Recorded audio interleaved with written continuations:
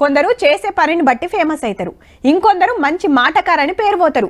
కొందరు ఇంటి పేర్లతోటి పతార పెంచుకుంటే ఇంకొందరు మారు పేర్లతోటి పేరు తెచ్చుకుంటారు. కొందరు అభిమాన హీరోల పేర్లు తగిలించుకొని తిరుగుతుంటారు.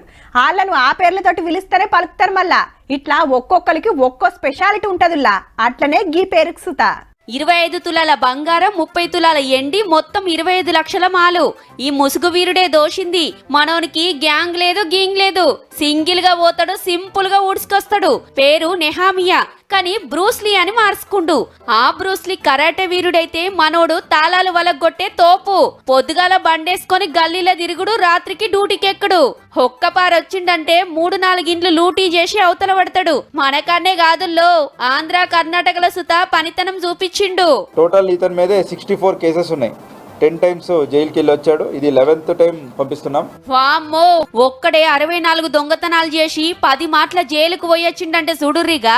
హైదరాబాద్ చందానగర్ లా ఓ ఇల్లు ఊడ్చి పోత స్కూటీ సుత కొట్టేసిండట.